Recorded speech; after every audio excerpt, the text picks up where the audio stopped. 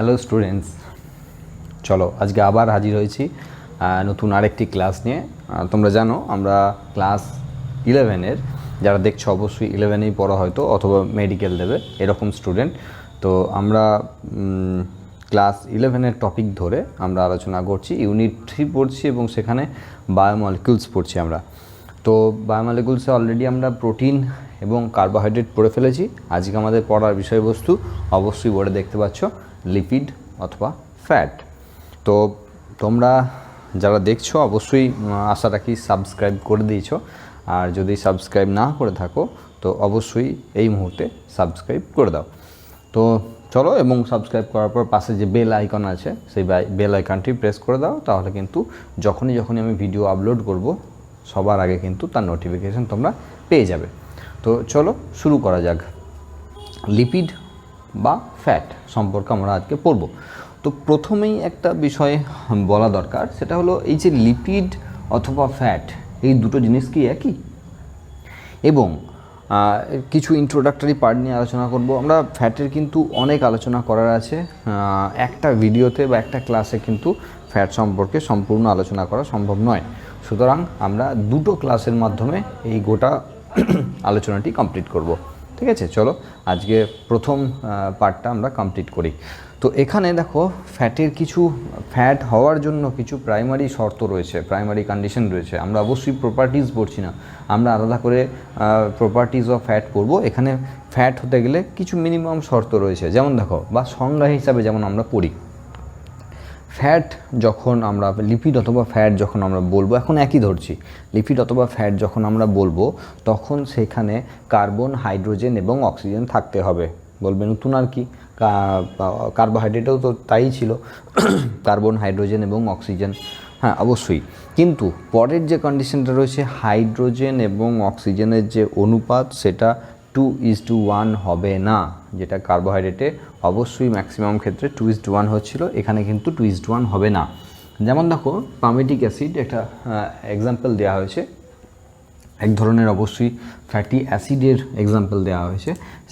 সেক্ষেত্রে দেখো C16H32O2, তার মানে এখানে যদি একবার দেখো H এবং O, এটার যে রেশিও রয়েছে 32:1, অবশ্যই 32:2 মানে 16:1, অবশ্যই 2:1 নয়, তার মানে কার্বোহাইড্রেটের সঙ্গে কিন্তু মিলছে না।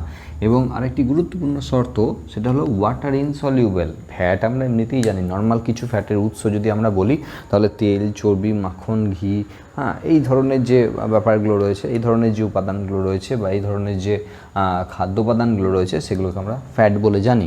তো সেক্ষেত্রে আমরা জানি সেটা কিন্তু জলে গলে না, এবং কিসে গলে? যে কোনো জৈব দ্রাবকে মানে দ্রবীভূত হয়, যেমন ক্লোরোফর্ম বা মিথানল, এই ধরনের জায়গায় কিন্তু তারা দ্রবীভূত হয়। এবং আরেকটি জিনিস বোঝার বিষয় রয়েছে, যেটা আমরা লিপিড বা ফ্যাটের পার্থক্য হিসেবে বলছিলাম, বা দুটো এক নয় এটা আমরা বলছিলাম কি, যে লিপিড হলো ফ্যাটি অ্যাসিড এবং অ্যালকোহলের এস্টার।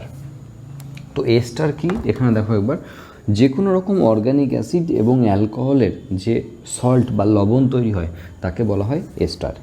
যে কোনো রকম অর্গানিক অ্যাসিড এবং তার সঙ্গে অ্যালকোহল যদি রাসায়নিক বিক্রিয়া করে যে লবণ, যে জৈব লবণ তৈরি করে তাকেই আমরা এস্টার বলি। ঠিক আছে, তো এখানে দেখো ফ্যাটি অ্যাসিড এবং অ্যালকোহল এর এস্টার হলো লিপিড, বা এই দুটোর মিশ্রণে তৈরি হয় লিপিড। সেখানে ফ্যাট হলো ফ্যাটি অ্যাসিড এবং গ্লিসারল নামক অ্যালকোহলের যৌগ। মানে এখানে যে কোনো রকম অ্যালকোহলের সঙ্গে ফ্যাটি অ্যাসিড যুক্ত হলেই তাকে আমরা লিপিড বলবো। যে কোনো রকম অ্যালকোহলের সঙ্গে ফ্যাটি অ্যাসিড যুক্ত হলে তখন তাকে আমরা লিপিড বলবো। কিন্তু ফ্যাট হওয়ার সময় কেবলমাত্র গ্লিসারল নামক যে অ্যালকোহল রয়েছে তার সঙ্গেই কিন্তু তার সঙ্গেই কিন্তু যুক্ত হয়ে তৈরি হবে। বুঝতে পারছো? তার মানে সেই অর্থে আমরা যদি বলি সমস্ত ফ্যাট কিন্তু লিপিডের মধ্যে চলে যাবে। তার কারণ যেহেতু glycerol one type of alcohol, তো অবশ্যই এর মধ্যেই পড়ে, মানে যে কোনো প্রকার ফ্যাটই কিন্তু গ্লিসারল হিসাবে ধরা যাবে। কিন্তু সব লিপিডকে কিন্তু যে কোনো রকম ফ্যাটকেই কিন্তু লিপিড হিসাবে আমরা কল্পনা করতে পারি, কিন্তু সব লিপিডকে ফ্যাট বলা যাবে না। তার কারণ হলো যে কোনো রকম অ্যালকোহলের কথা তো বলা নেই ফ্যাটে বলা হচ্ছে কেবলমাত্র গ্লিসারল নামক যে অ্যালকোহল রয়েছে তার সঙ্গে ফ্যাটি অ্যাসিডের যখন যৌগ তৈরি হয় তখন তাকে বলা হয় ফ্যাট। কিন্তু এখানে যে কোনো রকম অ্যালকোহলের কথা বলা আছে। আমাদের এখানে পড়ার যে বিষয়বস্তু সেটা অবশ্যই ম্যাক্সিমাম ক্ষেত্রে কিন্তু আমরা ফ্যাট নিয়েই আলোচনা করব, আমাদের লিপিড নিয়ে আলোচনা করার বিষয়বস্তু নয়। যদিও আমরা সমস্ত রকমের অর্গানিক জায়গায় বা সমস্ত রকম স্ট্রাকচার যখন আমরা দেখি সেলের ক্ষেত্রে তখন কিন্তু আমরা লিপিড বলেই জানি। যেমন ধরো প্লাজমা মেমব্রেনের ক্ষেত্রে প্রোটিন, লিপিড প্রোটিন, সেখানে কিন্তু লিপিডের কথা বলা আছে, নট ফ্যাট। হ্যাঁ, তো তা সত্ত্বেও আমরা কিন্তু আমরা যেহেতু খাদ্য উপাদানের হিসাবে বা বায়োমলিকিউলস হিসাবে পড়ছি, তো বায়োমলিকিউলস হিসাবে আমরা অবশ্যই ফ্যাটকেই পড়ব। ঠিক আছে, তার মানে আমরা যেটা পড়তে চলেছি সেটা হলো ফ্যাটি অ্যাসিড ও গ্লিসারলের যৌগ।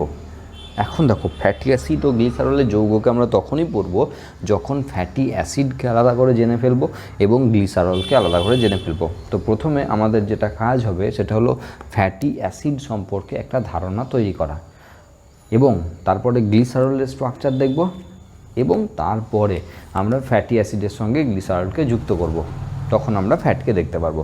চলো নেক্সট কিছু বোর্ড ওয়ার্কআউট করে নিই আমরা, তারপরে আমরা দেখছি। চলো এরপর দেখি আমরা ফ্যাটি অ্যাসিডের একটু আমরা ক্লাসিফিকেশন করে নিই, ফ্যাটের নয় কিন্তু ফ্যাটি অ্যাসিডের। প্রথমত দেখো, ফ্যাটি অ্যাসিডের কেমিক্যাল স্ট্রাকচারের উপর বেস করে ভাগ করা হয়েছে। এখনও কিন্তু ফ্যাটি অ্যাসিডের ভাগ আছে, বিভিন্ন রকম ভিত্তি করে ভাগ আছে, এখানে কিন্তু শুধুমাত্র রাসায়নিক গঠনের উপর বেস করে ভাগ করা হয়েছে। তো সেক্ষেত্রে ফ্যাটি অ্যাসিড আনব্রাঞ্চড হতে পারে, মানে শাখা প্রশাখা বিহীন, ব্রাঞ্চড হতে পারে, শাখা প্রশাখা যুক্ত, হাইড্রক্সি হতে পারে, সাইক্লিক হতে পারে। তো আমরা এখন আমাদের সিলেবাসের বা নিটের সিলেবাস ধরে বললে আমাদের ব্রাঞ্চড, হাইড্রক্সি এবং সাইক্লিক ফ্যাটি অ্যাসিডগুলো এই মুহূর্তে লাগছে না, আমাদের লাগছে মেনলি আনব্রাঞ্চড যে ফ্যাটি অ্যাসিড রয়েছে, সেই আনব্রাঞ্চড ফ্যাটি অ্যাসিড আমাদের লাগবে। তো আনব্রাঞ্চড ফ্যাটি অ্যাসিডকে দুভাগে ভাগ করা যায়, একটাকে বলে আনস্যাচুরেটেড ফ্যাটি অ্যাসিড বা অসম্পৃক্ত ফ্যাটি অ্যাসিড, এবং স্যাচুরেটেড ফ্যাটি অ্যাসিড বা সম্পৃক্ত ফ্যাটি অ্যাসিড। তাহলে অসম্পৃক্ত এবং সম্পৃক্ত এই দুভাগে ভাগ করা হচ্ছে। এরপর যদি আমরা আনস্যাচুরেটেডের ভাগ দেখি, আনস্যাচুরেটেডকে দুভাগে ভাগ করা হয়, poly unsaturated fatty acid, poly unsaturated fatty acid এবং মোনো আনস্যাচুরেটেড ফ্যাটি অ্যাসিড। আমরা খুব ভালো করে বোঝার চেষ্টা করব এই ব্যাপারগুলো কী। তো প্রথমে এখানে আমরা কিন্তু স্যাচুরেটেড, যাকে আমরা সম্পৃক্ত ফ্যাটি অ্যাসিড বলছি, সেই সম্পৃক্ত ফ্যাটি অ্যাসিড নিয়ে একটু আলোচনা করে নেব। সম্পৃক্ত ফ্যাটি অ্যাসিড, যেমন এখানে ওলেইক অ্যাসিড একটি সম্পৃক্ত ফ্যাটি অ্যাসিডের উদাহরণ দেওয়া রয়েছে এবং তার রাসায়নিক সংকেত দেওয়া রয়েছে CH3, CH14 এবং COOH, এটা তার সংকেত হিসাবে রয়েছে। আমরা যদি এটাকে একটু ভেঙে দেখি তাহলে কি হচ্ছে, CH এটা 14 বার আছে, তাহলে CH2 এরকম করে 14 বার হবে। আমরা মাত্র একবার, দুবার, তিনবার, 4 বার করেছি, মাঝের এগুলো ডট ডট দিচ্ছি, মানে এগুলোতে আছে ওই টোটালটা এখান থেকে এখান পর্যন্ত 14 বার CH2 আছে, এবং তারপরে COOH, এবং আমরা নিশ্চয়ই এগুলো জানি, CH3 মিথাইল গ্রুপ এবং CH2 এটা মিথিলিন গ্রুপ এবং শেষে COOH কার্বক্সিল গ্রুপ। তার মানে ফ্যাটি অ্যাসিড হওয়ার শর্তই এটা যে একটি মিথাইল গ্রুপ থাকবে, মাঝে কিছু মিথিলিন গ্রুপ থাকবে এবং শেষ প্রান্তে একটি কার্বক্সিল গ্রুপ থাকবে। ঠিক আছে, এবং আমরা যেটা করি বা যেটা লিখি, যেভাবে এটা লেখা হয় সেটা হলো এই টোটাল এখান থেকে এই COOH এর আগে পর্যন্ত গোটা জায়গাটাকে আমরা আর বা সাইড চেন হিসাবে ধরি। তার মানে গোটা যে চেনটা, এটা হাইড্রোকার্বন শৃঙ্খল বলা হয়। দেখো, হাইড্রোকার্বন শৃঙ্খল।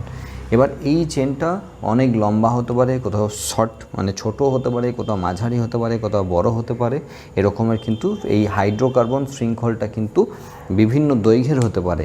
এবং এটাই কিন্তু যে ফ্যাটের ক্ষেত্রে যে হাইড্রোফোবিক ইন নেচার, যে ব্যাপারটা, যে জল থেকে দূরে থাকতে চাই, সেটা কিন্তু এই কারণের জন্যই, কারণ এটা নন পোলার এন্ড হিসাবে কাজ করে।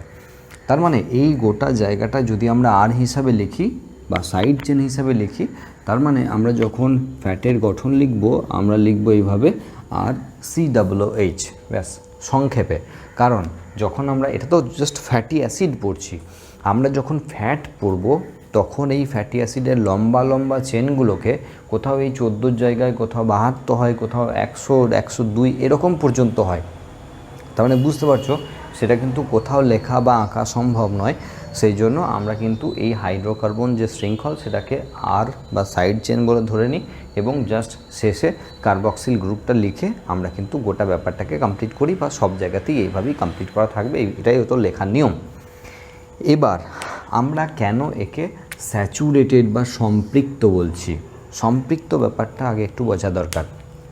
ধরো এরকম যে, ধরো আমি বলছি যে তোমরা পড়াশোনা শুরু করো, তোমরা শুরু করলে না। এটা আমি 1 মাস ধরে বললাম, তোমরা শুরু করলে না। আমি আরও 1 মাস বললাম, তোমরা তারাও শুরু করলে না। এবার আমার কি মনে হবে, যা ইচ্ছা করুক, আমার বলার দরকার নেই। তো তোমরা ভাববে স্যার তো আর বলছে না, সুতরাং আর কোনো চাপই নেই, আর পড়াশোনা করবো না এখন। তো কি একটা, এটা হলো স্যাচুরেটেড লেভেল, মানে আমি বলতে বলতে একটা স্যাচুরেটেড পজিশনে চলে এসেছি, তুমিও শুনতে শুনতে একটি স্যাচুরেটেড লেভেলে চলে এসছো, যে আর কিন্তু কিছু হবে না, আর কোনো কাজ হবে না। স্যাচুরেটেডের ব্যাপারটা এইভাবে যে আমরা যদি এটাকে ভেঙে দেখি তাহলে কি পাবো, কার্বনের 4টে হাত আমরা জানি, একদম প্রথম প্রান্তে যে মিথাইল গ্রুপ আছে CH3, তো সেখানে C 3টে H, আমরা CH2, বাকি জায়গাগুলোতে CH2 পাচ্ছি, আমরা অবশ্যই স্যাচুরেটেডের কথা বলছি। তো এইভাবে CH2, তো তুমি দেখো একটা জিনিস খেয়াল করে যে কার্বনের যে হাতগুলো, প্রতিটা কার্বনের যে হাত, সেই হাতগুলো কিন্তু অলরেডি ফিল আপ করা আছে হাইড্রোজেন দিয়ে।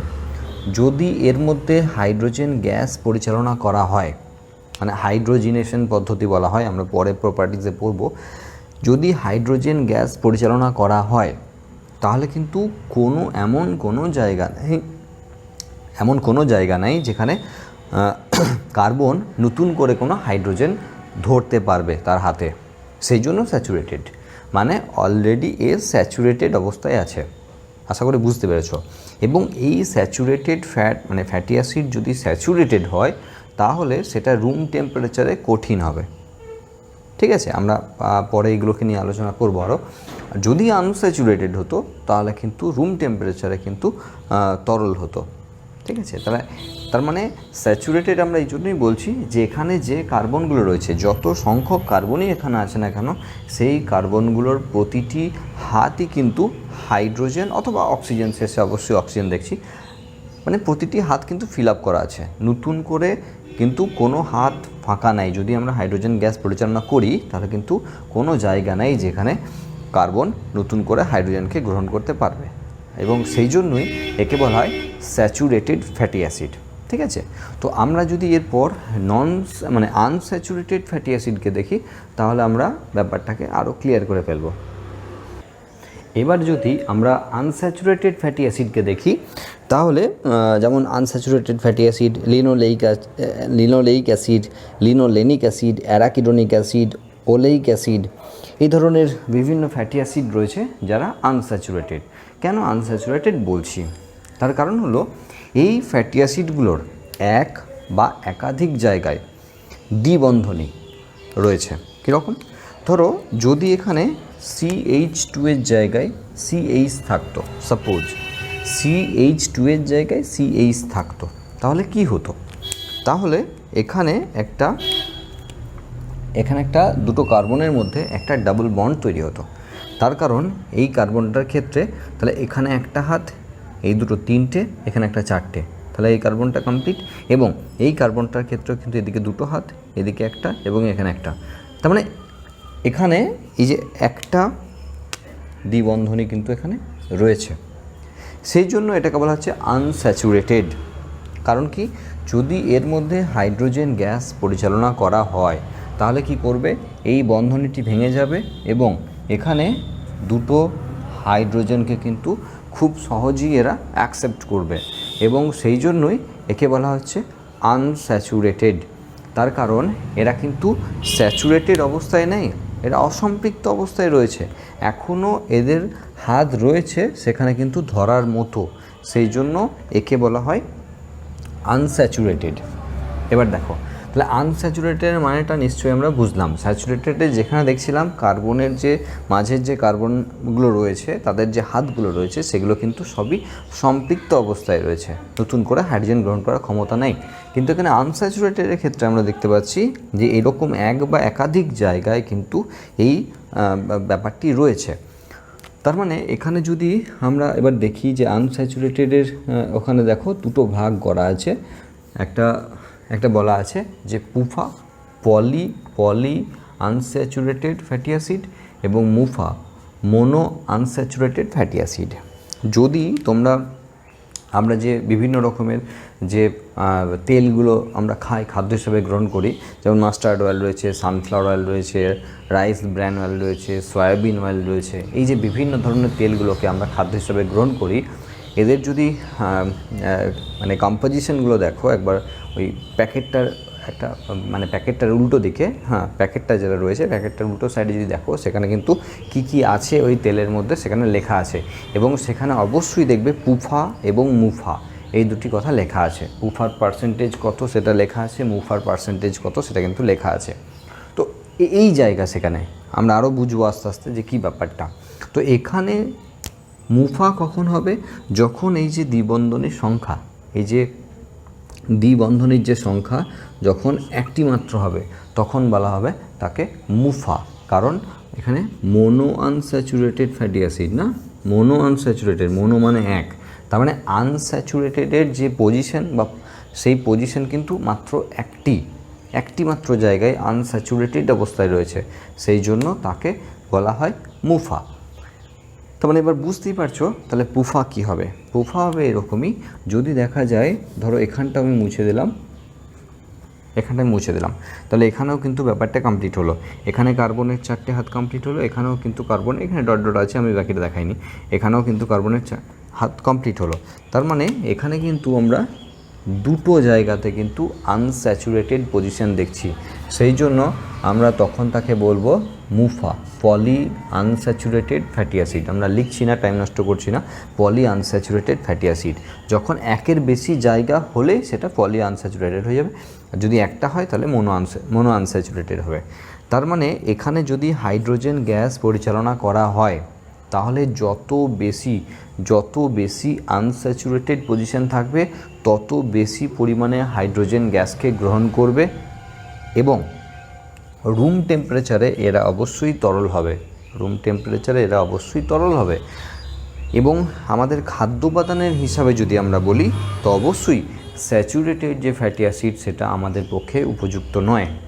যেমন আমরা প্রাণীজ সোর্সের যে সমস্ত ফ্যাট পাবো আমরা দেখব, সেগুলো কিন্তু ম্যাক্সিমাম ক্ষেত্রে স্যাচুরেটেড পজিশনে রয়েছে, সেই জন্য প্রাণীজ ফ্যাট কিন্তু গ্রহণ করা তুলনামূলকভাবে ক্ষতিকর হবে। সেক্ষেত্রে উদ্ভিজ্জ ফ্যাট কিন্তু অনেক বেশি উপকারী হবে, তার কারণ সেখানে পুফা এবং মুফা এই দুটোর পরিমাণ বেশি হবে। এবং বুঝতেই পারছো, যত আনস্যাচুরেটেড পজিশন থাকবে তত কিন্তু সেটা ভালো। তার মানে এটাই যে মুফার থেকে পুফা আরও ভালো। ঠিক আছে, আশা করি পুফা আর মুফার ব্যাপারটা কিন্তু বুঝতে পেরেছো। তো ফ্যাটি অ্যাসিডের এটা এই জায়গাটা কিন্তু খুব ভালো করে বুঝতে হবে, কেন এর ওপর বেস করে কিন্তু আমরা পরে আরও কিছু জিনিস ডিসকাস করব, তখন কিন্তু আমরা পুফা আর মুফা বলে বেরিয়ে যাব, তখন যেন এই জায়গাগুলো কনসেপ্ট থাকে। এবং আরেকটি জিনিস যেটা বললাম সেটা যেন মাথায় একবারে করে নিও, যে এই জায়গা পর্যন্ত গোটাটাকে আর ধরে নিয়ে আমরা শেষে কিন্তু COOH লিখি, তার মানে এখানে কিন্তু কেমিক্যাল স্ট্রাকচারটা এইভাবেই লিখতে হয়। ঠিক আছে, এবার এসো আমরা দেখে নিই যে ফ্যাটি অ্যাসিডের আর কি বিষয়ের ওপর ভিত্তি করে ভাগ রয়েছে। দেখো, এরপরে খুব সহজ একটি জিনিসের ওপর এখানে ভাগ করা হয়েছে, সেটা হলো নিউট্রিশনাল ভ্যালু। আমরা যখন প্রোটিন পড়েছিলাম, যখন অ্যামাইনো অ্যাসিড পড়েছিলাম, তখন দেখেছিলাম সেখানে কিন্তু এসেনশিয়াল এবং নন এসেনশিয়াল অ্যামাইনো অ্যাসিড ছিল। তো সেখানেও কিন্তু একই রকম বিষয়ের ওপর ভিত্তি করে। তো এখানে নিউট্রিশনাল ভ্যালু বলতে এখানে কোনটা আমাদের দেহে উৎপাদিত হতে পারে এবং কোনটা পারে না, তার উপর বেস করে কিন্তু এখানে এসেনশিয়াল এবং নন এসেনশিয়াল। মানে এখানে এসেনশিয়ালের কথা বলা হচ্ছে, এসেনশিয়াল মানে হলো যেগুলো আমাদের বডিতে ফর্ম করতে পারি না, আমরা আমাদের বডিতে তৈরি করতে পারি না, আমরা বাইরে থেকে বিভিন্ন খাদ্য উপাদানের মাধ্যমে সেগুলোকে গ্রহণ করতে অভ্যস্ত, বা সেগুলো করতেই হবে কারণ আমরা আমাদের বডিতে উৎপন্ন করতে পারি না। সেগুলোকে বলা হয় এসেনশিয়াল ফ্যাটি অ্যাসিড। নন এসেনশিয়াল যেগুলো আমরা আমাদের বডিতে উৎপন্ন করতে পারি, বাইরে থেকে গ্রহণ করলাম কি করলাম না সেটা কিন্তু খুব বেশি কিছু ম্যাটার করে না, সেগুলোকে বলা হয় নন এসেনশিয়াল। যেমন এখানে এসেনশিয়ালে লিনোলেইক অ্যাসিড এবং লিনোলেনিক অ্যাসিড, খুব ভালো করে মনে রাখবে এই দুটো নাম, লিনোলেইক অ্যাসিড ও লিনোলেনিক অ্যাসিড, দুটো এসেনশিয়াল অ্যামাইনো অ্যাসিডের উল্লেখযোগ্য উদাহরণ। এবং এখানে ধরো ওলেইক অ্যাসিড রয়েছে, এই ধরনের জায়গা রয়েছে যেগুলোকে আমরা নন এসেনশিয়াল হিসেবে ধরছি। তো এই হলো ফ্যাটি অ্যাসিডের ক্লাসিফিকেশন। আরও কিছু বিষয়ের উপর ভাগ করা হয়, আমাদের সিলেবাসের মধ্যে নেই, সেই জন্য আমরা কিন্তু সেই জায়গাগুলোকে আর পড়ছি না। এবার একটা ব্যাপার এখানে শুনে রাখো, যখন আমরা ফ্যাটের ক্লাসিফিকেশন করব, বা যখন আমরা কোন ফ্যাটগুলো আমাদের জন্য বেশি উপকারী এবং কোনগুলো ক্ষতিকারক বা কোনগুলো কম উপকারী, সেগুলো নিয়ে যখন আলোচনা করব, আমরা কিন্তু এই দুটো ব্যাপারই আনবো। একটা হলো যে ফ্যাটি অ্যাসিডের সেখানে স্যাচুরেটেড না আনস্যাচুরেটেড, সেখানে পুফা বা মুফা কী আছে, এবং অবশ্যই এসেনশিয়াল আর নন এসেনশিয়াল এই দুটি ফ্যাটি অ্যাসিড, এইগুলোকে নিয়ে কিন্তু আমরা তখন খাদ্যের ফ্যাটের যে গুরুত্ব, কোন ফ্যাটটা কী ধরনের গুরুত্ব পায়, সেই জায়গাগুলো কিন্তু আলোচনার সময় এই বিষয়গুলো আবারও আসবে। এবার দেখো, আমরা ফ্যাটি অ্যাসিড যেহেতু পড়ে ফেলেছি, আমরা যেমন বলেছিলাম ফ্যাটি অ্যাসিড পড়ব এবং তারপর গ্লিসারল পড়ব, তারপরে ফ্যাটি স্ট্রাকচার পড়ব। আমরা এখানে আগে গ্লিসারলের স্ট্রাকচারটা দেখে নেব। এটা একটি গ্লিসারলের স্ট্রাকচার। তো CH2 আমরা এই গ্লিসারলের স্ট্রাকচারটাকে একটু মডিফাই করে নেব, কারণ যেহেতু যুক্ত হওয়ার ব্যাপার রয়েছে ফ্যাটি অ্যাসিডের সঙ্গে, সেই জন্য এক্স্যাক্টলি কী রকম করে থাকে সেই ব্যাপারটা কিন্তু আমরা একবার দেখে নেব।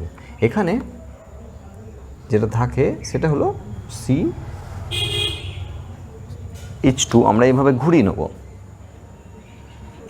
সরি, এখানে একবার দেখবে ওইচগুলো তখন লেখা হয়নি।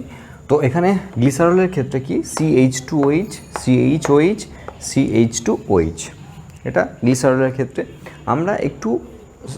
আমরা একটু সাজিয়ে নিয়েছি। যেহেতু প্রথমটা যেমন বলছিলাম CH2OH, তো আমরা কি করেছি, এখানে H2কে আমরা কিন্তু এদিকে নিয়ে চলে এসেছি। তো এইভাবে না লিখে আমরা ডাইরেক্ট এর সঙ্গে লিখতে পারি, যেহেতু এই সাইডটা আমাদের এখনই কোনো দরকার নেই।